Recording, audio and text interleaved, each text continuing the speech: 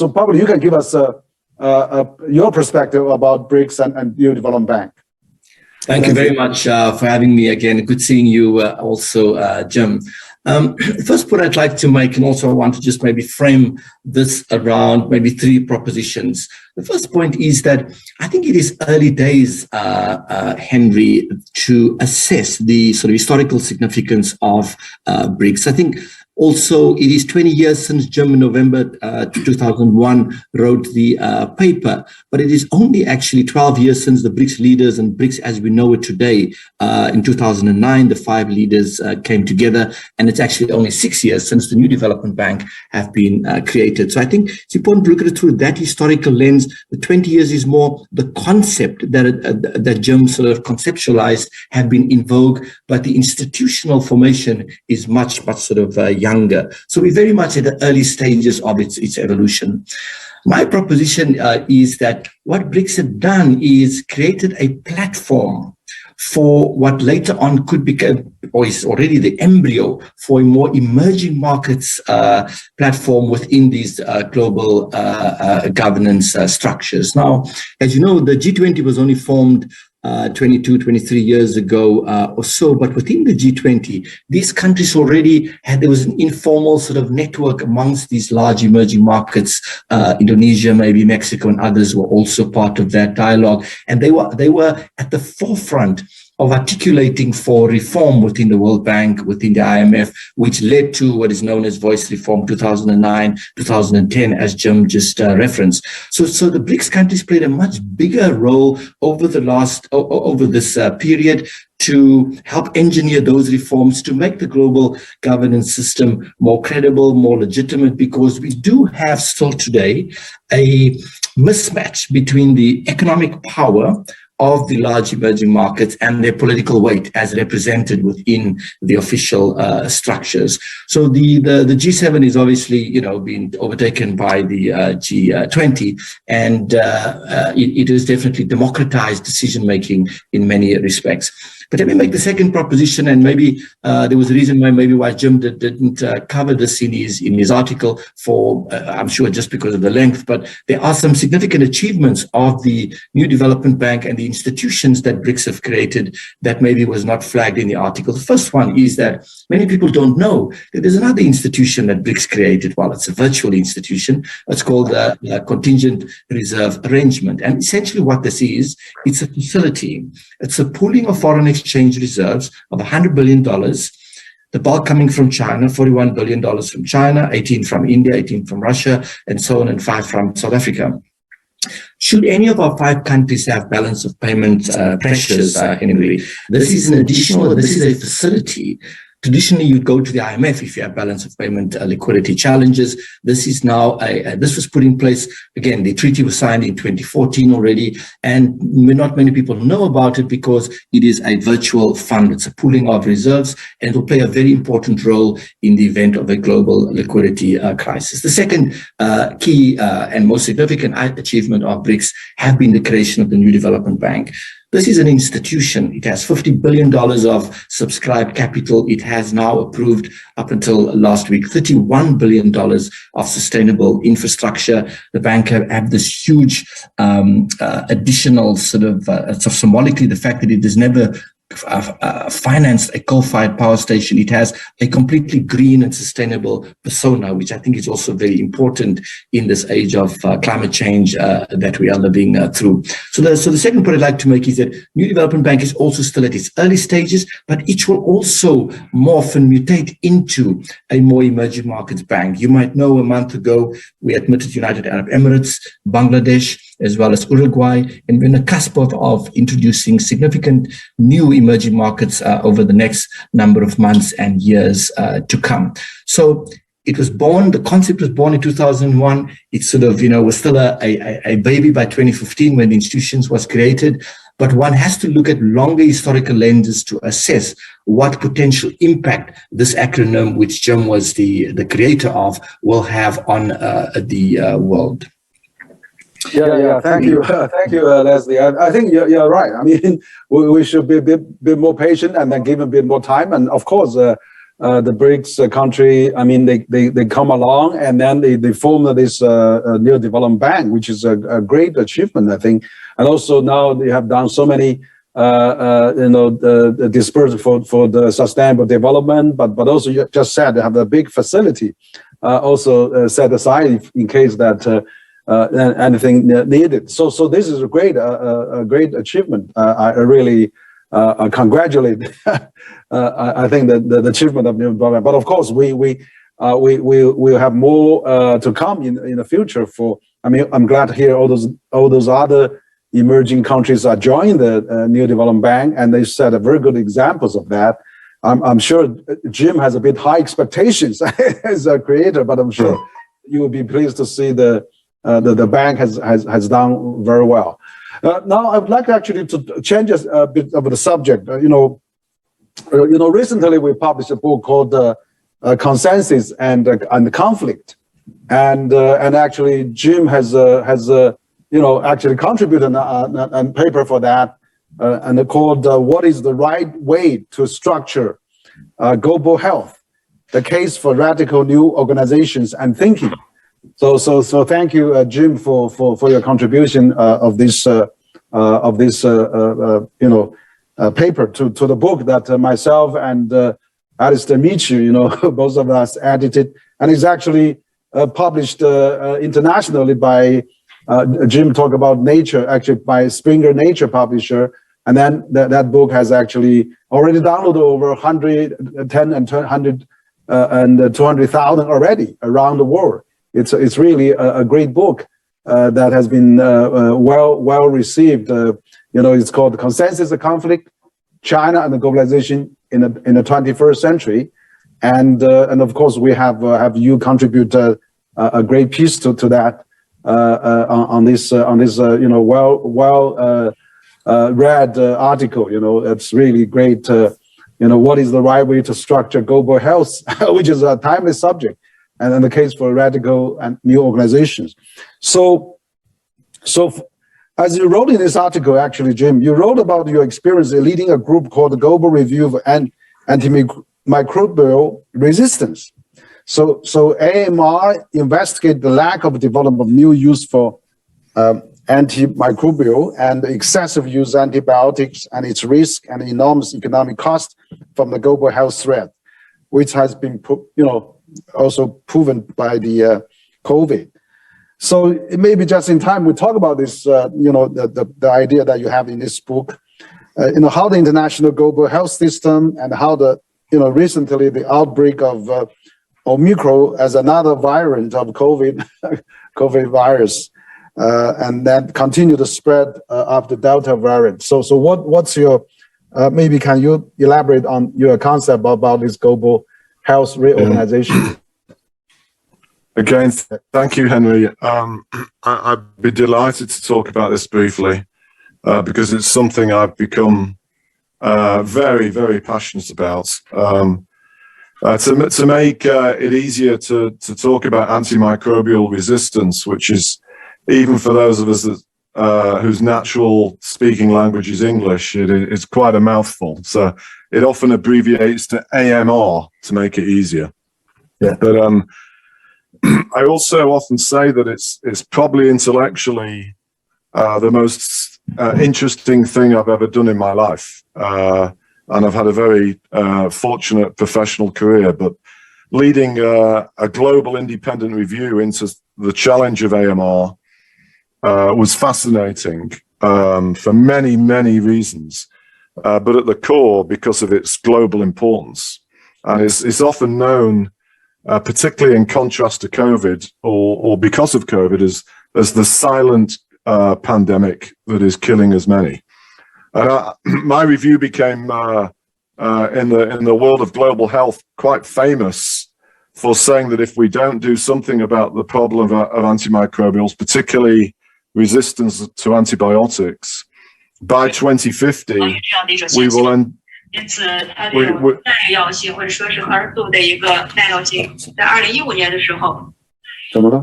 can hear. Yeah.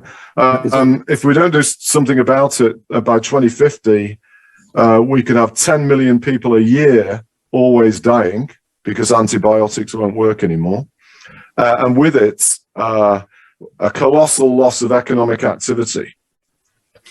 And what is fascinating about the mood now because of this current crisis is those few health specialists that looked at our numbers and occasionally said 5 years ago that maybe they were exaggerated. Actually now they realize that on the contrary, if you don't deal with global health threats, they can be worse than global financial threats.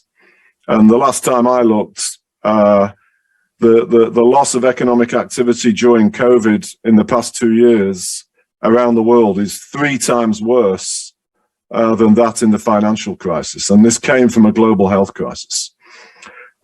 Which takes me to the second core point of the chapter I had the privilege of writing for your book. And by the way, congratulations to you and Alistair on such very powerful sales so far. And I hope it will become 10 times or 100 times bigger, given its importance. No, seriously, given the importance of the issues.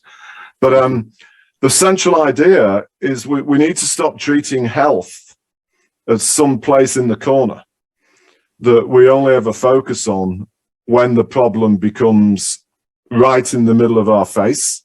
Mm-hmm. And just as the FSB was created to try and anticipate that the global financial system will always have enough capital and it will be ready for the next global financial crisis, we need to do the same thing with health. And the central proposition is to have a global health and finance board under the G20, which would be represented by both finance ministers and health ministers. And in order to do that, we will be able to have a truly effective global surveillance system for health, adequate financing of the WHO instead of this slightly bizarre voluntary-based system. And every week of our lives, take for example, this so-called Omicron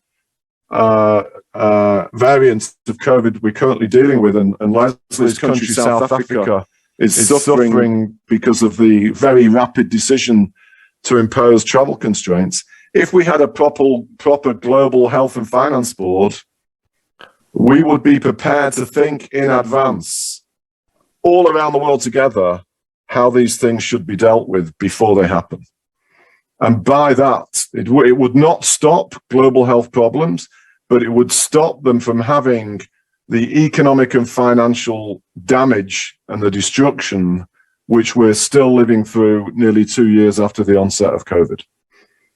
And I've become very passionate about that. And together with some of the people led by Mario Monti on the commission that I was part of, we are still trying to lobby very extensively for the initiatives introduced to have a task force to look at this under the G20 of Italy's presidency, to have that taken up by the Indonesian presidency, and for this to become a central part of future global policymaking. Mm-hmm. Yeah, great, Jim. Yeah, no, that's really a very important task you're championing, and also has contributed so much to this international global health system. And of course, in our book, actually, we just mentioned this consensus or conflict. You stated that matching WHO's role and responsibility with the global reality is very important. So it is very true that lessons learned from COVID are desperately needed, in terms to transform the reforms of global health governance system. And on Wednesday, just this week, and members of WHO has agreed to set up an intergovernmental body to negotiate a draft of global pandemic treaty.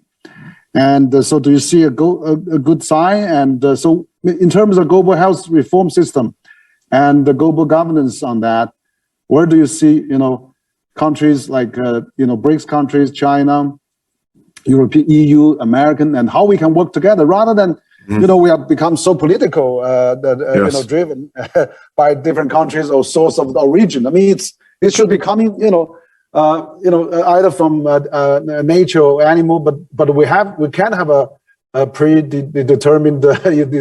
Is a man-made from lab. That really soured the mood to collaborate. So how do you think about we can better collaborate on those issues? Yeah, I think there are some quite easy wins that could be made, Henry, to be honest. And again, I'm very, very grateful that you give me an opportunity to talk about this, particularly with an audience in China, because China is in a position to take great leadership on this topic, given its importance in itself, but also at the core of the BRICS countries. But I'd say three very easy things need to happen. As I said, there has already been a task force now established following the G20 meeting, and I know that the WHO is in the center of trying to see how to implement two parallel things. How could you practically implement a global health and finance board? And secondly, how can you ensure representative financing of something like global vaccine distribution, or money for new antibiotics, or many other things, but crucially, the financing of the WHO itself. When we stand back from what's going on and look at it from 40,000 feet, the WHO should be financed in the same sort of way that the IMF is, for it to be a voluntary thing, which allows, for example, the brilliant contributions of the Gates Foundation to be a crucial thing for such a centrally important organization for the world. It's crazy. And so we need to get, hopefully under the Indonesian presidency, some agreement to these simple things. And the final thing to say, which I'm describing as simple, but this part of it is going to have to emerge through time. I think involving the private sector, especially in the West, we need to rediscover what I describe as profit with purpose. In the world of high finance, for much of my professional life, a lot of international business appears to be profit for the purpose of profit, which is great. Making a lot of money is great because that's what generates wealth. But we have to make sure that societal challenges can't just be regarded as the responsibility of other people, and have that at the center of allowing and supporting our policymakers to think more inclusively of what economists describe as externalities, and internalizing them to be part of regular thinking. And that goes back to why a global health and finance board is so powerfully needed, which, by the way, is not that different than what we need, of course, to tackle climate change. Yeah, no, I think you're right. I mean, on the climate change, I mean, we had, China, US actually issued a joint statement there. So it shows that you can be collaborating and take some lead on those two big countries. Sorry, Henry. One other important point I meant to mention very quickly is when I discussed this with an astute Chinese observer recently, when I was bemoaning the fact that I didn't think China was enthusiastic yet for this idea as I hoped. This person pointed out that so far in the brief history of the Financial Stability Board, every leader, the four leaders of the FSB, have all come from G7 countries. And therefore, going back to our earlier points, if you really want to create a new body that is truly shared by G20 members and inclusive of emerging countries, a very sensible thing from Western countries is to consciously, deliberately encourage a leadership position in terms of a president or chair from an important emerging country. Yeah, absolutely. I think this is again visionary, and then you are really champion for the BRICS countries. You're absolutely right. As a matter of fact, China is doing quite a lot. I mean, since the pandemic, China has pledged President Xi actually pledged $2 billion to developing countries. I know that President Biden pledged another $2 billion at the G7 summit, and President Xi pledged again another $2 billion in another. So I'm glad to see that kind of a healthy competition. But also China has donated almost 2 billion doses of vaccine, and just this week, President Xi announced at the FOCA, China-Africa Summit, China has donated another billion. And also including joint production of another billion vaccine to African countries. So China actually does a lot already. And you're absolutely right. If those financial board or the healthy board and is vacant for China, and then it's not really letting China play some active role there, it's not fair. I mean, that's the problem. I think when you have this international mechanism in discussion, China is always on the side and not really playing some active role. But actually, I think the China actually does a lot already, and we should group into that and have a healthy cooperation on that. So talk about this cooperation. I mean, Leslie, I want to come to you now. You know that, and also this week, I mean, EU President and Chair announced, European is providing 35 billion euros on the EU gateway, I mean, on the infrastructure, just these 2 days. And of course, President Biden, passed a law about 1.2 trillion infrastructure bill, and G7 also proposed Build Back Better World, B3W. And of course, this is the 8th year of China doing the BRI, Belt and Road Initiative. So infrastructure is really, I can see that as the largest largest common denominator and attraction for the world for the next 7 decades, probably, that we can still working on for many developing countries, and maybe another new, I'm not saying Marshall Plan, but maybe a global stimulating plan for the world to work together, rather than we're getting into this kind of geopolitical fight and argument. So what do you think? I mean, as a banker, development bank, the infrastructure, the opportunity in the developing countries for BRICS countries, for US, EU, other Western countries, what are what can be done for those things, and what's your assessment? Thanks, Andrew. I think firstly, the recent pronouncements in a lead up to COP26 is a clear indication, and because of all the announcements you've just made reference to, it is going to be, I think, a period of renaissance for development banks because of the significant new focus on sustainable infrastructure. There is so much new financing needed to replenish existing infrastructure and to build new infrastructure that is resilient and sustainable. So I think one of the first key points to make in this regard, and Jim already touched on it, is that traditionally people have always looked at infrastructure as hard economic infrastructure in terms of ports, airports, high-speed rail, and so on, power infrastructure. But social infrastructure is also now becoming very, very critical. Jim just mentioned the commission that he was part of, which looks at health and sustainable development in the European Union. And within multilateral banks, we're also now placing huge emphasis on that component.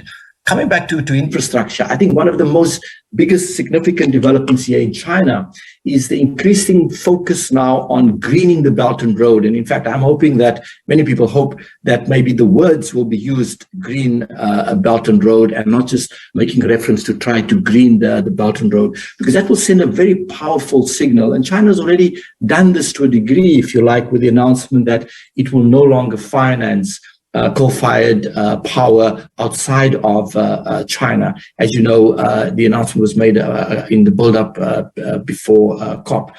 So infrastructure can play a very critical role going forward towards greater sustainable development. But there's one other point I wanted to make, which is also very critical, Henry, and that is that our institutions that we have right now are not necessarily fit for purpose for the new realities that we are confronted with. Jim made reference to what he called externalities because of there's obviously the pandemic that we've just lived through. There's climate change.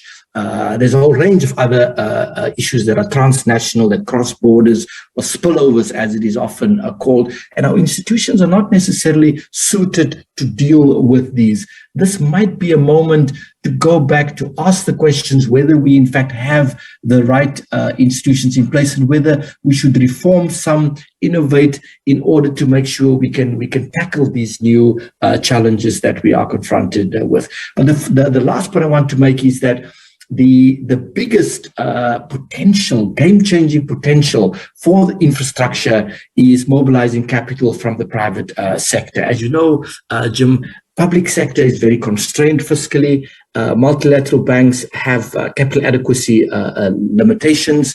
The biggest pools of capital is out there in institutional, in terms of the pools of savings, are in private hands. We need to find a way to de-risk infrastructure in such a way that we can make it attractive for these institutional investors to invest in sustainable infrastructure. And a lot of that is being done at the moment. And I think we're going to see a significant movement towards crowding in private sector capital in the next 5 to 10 years. Mm-hmm. Great. Yeah. Thank you, Leslie. Yeah, absolutely right. I mean, there's many things. I agree. Social infrastructure is also very important. Health system, financial system, and of course now we're talking about hard infrastructure, where I think all the world I think we're on a consensus now. The world needs infrastructure. I mean, from US, EU, China. China probably does the best now. The total length of the speed railway in China is equal to the next 10 countries combined. Probably where the US military budget is equal to the next 10 countries combined. Maybe we should spend more on the infrastructure worldwide.